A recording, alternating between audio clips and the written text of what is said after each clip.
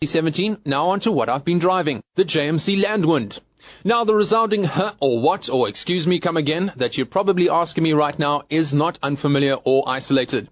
The entire time whilst I had the vehicle in test, I was met with many more questions and inquests revealing that this vehicle is relatively unknown. Further to this, I was up until recently in the same boat. The other day, I read the badge on a vehicle I couldn't quite place whilst driving. Put the name to memory and at my next stop did the Google thing. I was intrigued primarily that a vehicle on the road had slipped my knowledge, and secondly, it seemed very interesting from its online blurb. I was keen to find out more and rang up the JMC guys to find out when next they could have me behind the wheel. And a few days later, I was seated in the driver's seat of what I found to be a surprisingly good SUV. So what is it? It's a Chinese-manufactured 5-door SUV. Now, before we go any further, let's address this, what I perceive as a misnomer around Chinese-imported vehicles here in South Africa. Chinese vehicles have been on the SA market for some time now, and yes, when certain other brands hit the market, they were certainly not what we were used to, and some were certainly subpar with regards to build quality and after-sales service. The dust is cleared and the quality imports from China are here to stay. And further to that, perhaps even be the solution to our ever upward soaring vehicle prices. JMC, or Jiangling Motors Co. in full, have been making commercial and light vehicles in China since 1947. They have a market-leading pedigree that side of the pond and now have put out an SUV that stands with the rest of what is available internationally. Onto the Landwind. I found it to be a most pleasant and adequate SUV. It has plenty of space, a comfortable drive, and a punchy 2-litre turbo motor pushing out 140 kilowatts, whilst delivering acceptable fuel economy.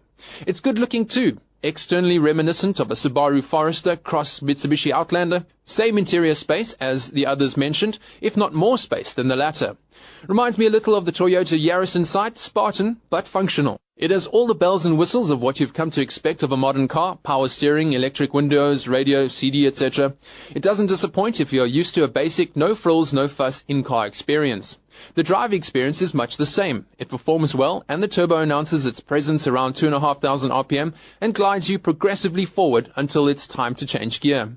The Landwind has a host of safety features one might not expect on a Chinese vehicle of old, but let me remind you once again that this is the new generation deemed to be safe and reliable. So driver and passenger airbags are standard as well as ABS. And this is where we follow on to the most definitive attribute of the JMC Landwind and what caught my eye from the day I read the blurb, the value offering. 5 doors, elevated ride height, safety and comfort features, combined with a punchy 2-litre turbo mill, all for the price of usually 289,880 Rand, but currently on promotion pricing at 249,880 Rand, or a finance deal at around 4,336 Rand per month. That sounds like incredible value to me. Some other vehicles in the price range include a Ford Fiesta 5-door diesel, Hyundai i20 1.4, or a Kia Rio hatch. Similar crossovers comparing in price, the Ford EcoSport petrol derivative, the Renault Captur 66 kilowatt, and the Suzuki Jimny. So, apples for apples, there's some really great offering in this Landwind.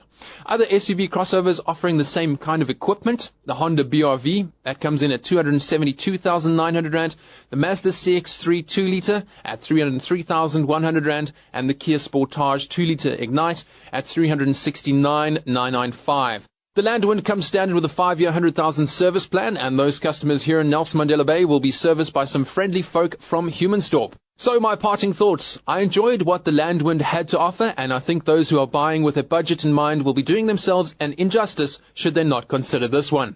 Further to that, this pokey petrolhead predicts a steep incline in sales of quality Chinese vehicles in South Africa over the next 3 to 5 years. I also think that they may be one of the solutions to the ever-increasing cost of vehicle ownership here in SA. But let's see how that pans out. So that's it from me today. Thank you for listening. Please find me and connect with me on Facebook at Duncan on Cars, as well as duncanoncars.tumblr.com. Till next year, happy and safe motoring.